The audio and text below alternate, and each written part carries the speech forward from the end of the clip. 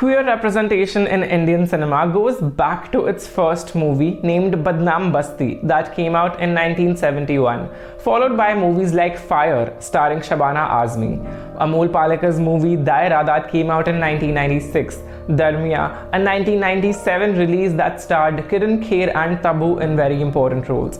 All these movies touched the subject of LGBTQ with sensitivity in the commercial cinema. But then came a not so good era when the queer community was portrayed as a mere comic element in the Indian film industry. The list goes on and on with movies like Student of the Year, Partner, Golmaal 2, Bol Bachchan and Hum Shakals. But it did not end here for Bollywood. Movies like Dostana and Kal Ho Na Ho included openly homophobic characters that were normalized one after the other. But gladly, a lot of people questioned all of it. On one hand, we have these movies, and on the other hand, we have films like Fashion, Bombay Talkies and Kapoor and Sons that introduced queer characters in the positive light and finally paved way for movies like Ek Ladki Ko Dekha To Aisa Laga, Shubh Mangal Zyada Savdhan, Sheer Korma and OTT shows like Made in Heaven to have included the LGBTQ characters in the lead roles.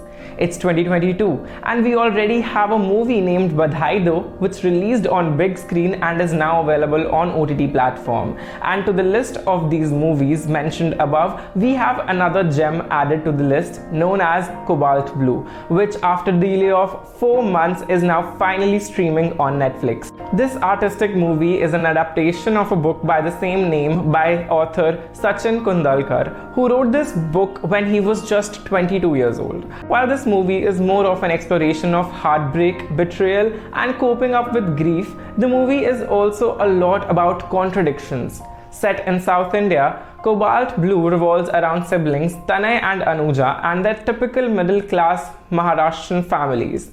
The elder brother, Asim, conforms to the norms of the society in every sense. Younger brother Tanay is an introvert, calm, collected and subdued, struggling with his sexuality in the society, while Anuja is a free-spirited, impulsive and emotional girl. Their sister Anuja is portrayed as a non-conventional girl who goes on treks, does rock climbing and volunteers for the pro-environmental organizations.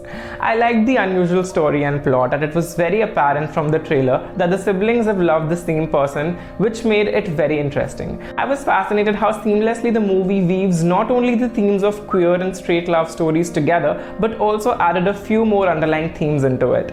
As I mentioned the word contradictions before, it was quite ironical to observe how easy it was for the tenant and Tanay to spend hours together in the first half in a separate room and nobody questions their actions. On the other hand, Anuja has a very difficult time finding ways to talk to him or even see his room.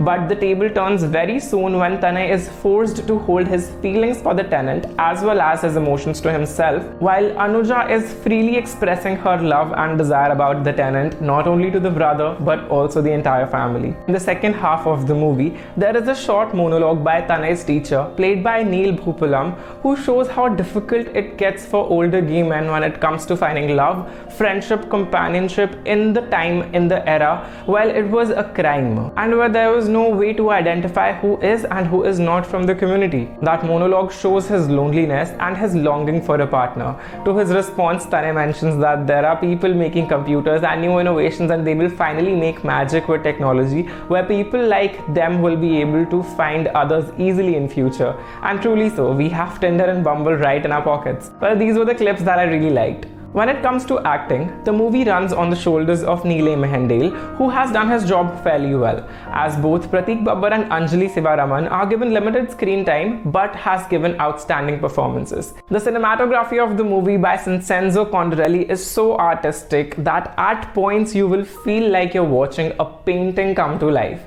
There are a few long shots that just take your breath away. The lovemaking scenes are gracefully shot in nature and in the artist's room, making it also natural how it truly is.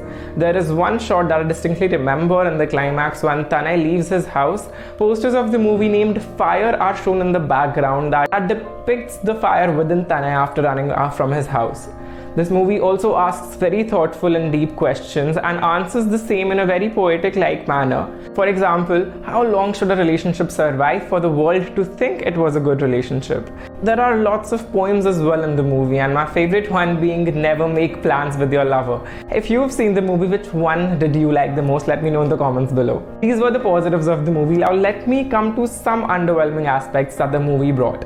In between, the movie slows down a little, and at some scenes it loses the viewer's grip, where I personally had to play it at 1.5x speed so I can just watch what happens further. But as the end nears, one gets back to the edge of their seat, wanting to know how everything will turn out in the climax. This attempt of an artistic LGBTQ movie still has some room for improvement when it comes to direction and when it comes to how the film brings to the climax. Overall, I really liked Cobalt Blue, as it has definitely made queer love more receptive. I would definitely recommend this movie to anyone who loves a contemporary romance set in a family background and LGBTQI themed movies. And if you want to watch a movie on how eventually love will definitely make you stronger, then this movie is for you.